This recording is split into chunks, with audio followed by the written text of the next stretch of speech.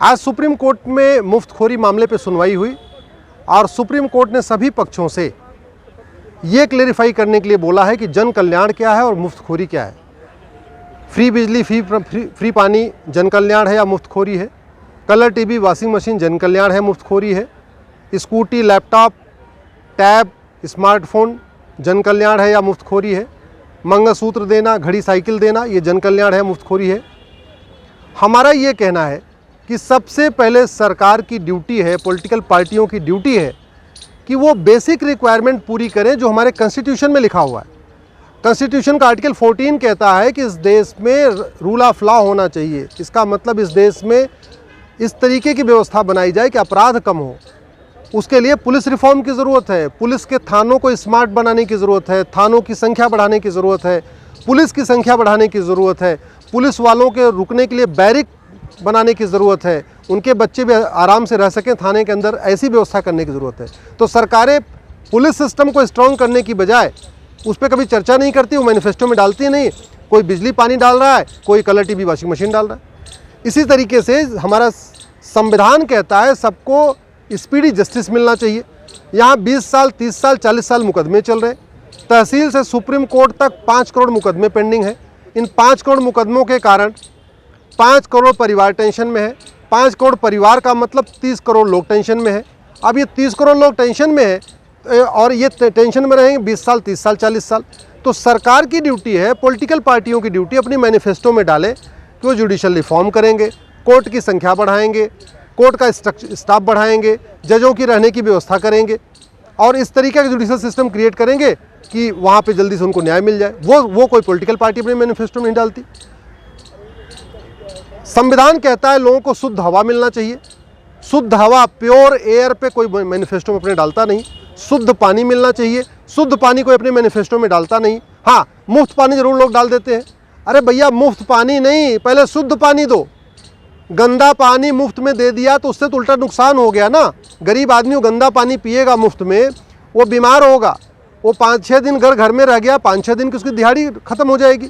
5-6 दिन अगर ड्यूटी पर नहीं जाएगा, हो सकता है मालिक उसको नौकरी से निकाल दे। 5-6 दिन घर पे रहेगा, डॉक्टर के पास जाएगा, उसको 3-4 हज़ार रुपये खर्च हो जाएगा।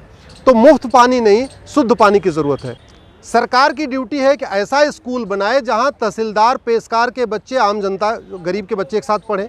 सरकार की ड्यूटी ऐसा स्कूल बनाए जहां मंत्री और संतरी के बच्चे एक साथ पढ़ें। तो सरकार मुफ्त में एजुकेशन देने की बात तो कर रही है, लेकिन समान शिक्षा देने की बात नहीं कर रही है। आप ये बताओ, जो पॉलिटिकल पार्टी कह रही है हम तो मुफ्त में एजुकेशन दे रहे हैं, उस पॉलिटिकल पार्टी के सांसद, विधायकों के बच्चे सरकारी स्कूल में क्यों नहीं पढ़ रहे? सांसदों के, विधायकों के बच्चे सरकारी हॉस्पिटल में इलाज क्यों नहीं करा रहे?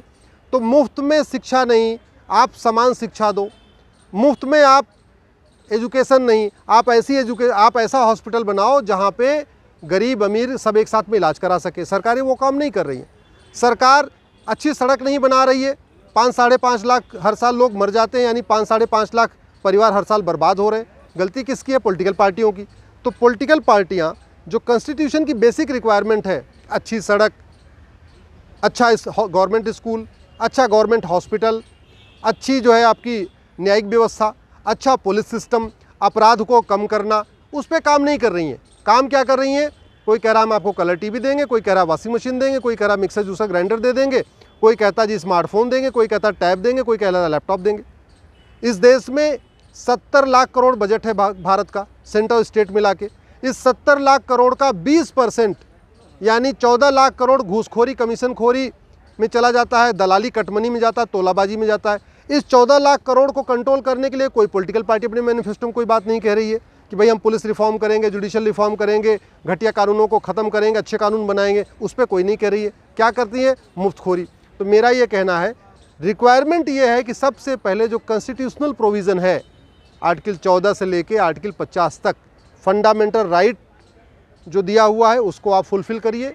डायरेक्टिव प्रिंसिपल जो दिया है उसको फुलफ़िल करिए। उसके बाद पैसा अगर बच रहा हो तब आपको जो करना है करिए। पॉलिटिकल पार्टियों के पास पैसा है नहीं वेतन देने के लिए, पेंशन देने के लिए, भत्ता देने के लिए, लेकिन पॉलिटिकल पार्टियां मुफ्त में वादा कर देती हैं। ये मुफ्त में वादा कर देती हैं, पैसा है नहीं, तो फिर करते क्या है? शराब की दुकान खोलती हैं। जहां पहले शराब की दुकान 10 किलोमीटर पे थी, वो अगले चुनाव में 5 किलोमीटर पर हो जाती है, अगले चुनाव में वो 3 किलोमीटर पर हो जाती है, अगले चुनाव में 2 किलोमीटर 1 किलोमीटर हो जाती है। दिल्ली में तो ये सिचुएशन हो गई कि लगभग 50 म्यूनसिपल वार्ड ऐसे थे जहाँ एक भी शराब की दुकान नहीं थी, अब वहाँ 3-3 शराब की दुकान हो गई है। तो जो भी पॉलिटिकल पार्टी मुफ्तखोरी को बढ़ा रही है, उसके पास पैसा है नहीं, उस पैसे को लाने के लिए, पैसा इकट्ठा करने के लिए शराब की दुकानें खोल रही हैं, नशे का कारोबार बढ़ा रहे हैं।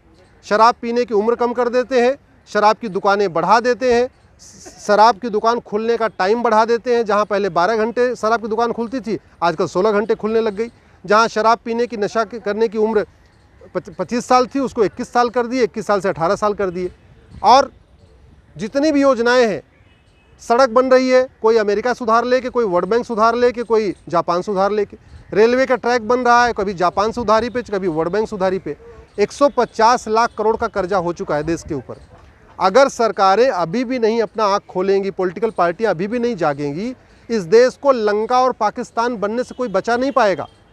ना अमेरिका उधार देगा, ना जापान देगा, ना वर्ल्ड बैंक देगा। और जिस दिन ये उधारी बंद हुई, इस देश की अर्थव्यवस्था चरमरा जाएगी। मैं इसलिए कह रहा हूँ, अब समय आ गया है, सुप्रीम कोर्ट एक कमेटी बनाए, एक्सपर्ट कमेटी। हमने उसमें 7 सदस्यों की कमेटी का अपनी तरफ से कहा है कि इलेक्शन कमीशन के मुखिया हों, लॉ कमीशन के मुखिया हों, फाइनेंस कमीशन के मुखिया हों, इसके अलावा नीति आयोग के मुखिया हों।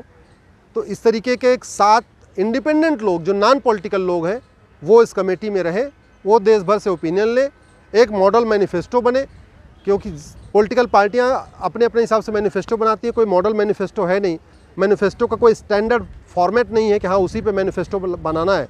तो इलेक्शन कमीशन मॉडल मैनिफेस्टो बनाए, सरकार फ्रीबीज़ को डिफ़ाइन करने के लिए कानून में बदलाव करे और फ्रीबीज़ को रोकने के लिए कानून बनाए। जब तक इलेक्शन कमीशन और सरकार दोनों नियम कानूनों को नहीं बदलेंगे, तब तक इस देश में फ्रीबीज़ बंद नहीं होगी। अगर फ्रीबीज़ नहीं बंद होगी तो फ्री एंड फेयर इलेक्शन नहीं होगा।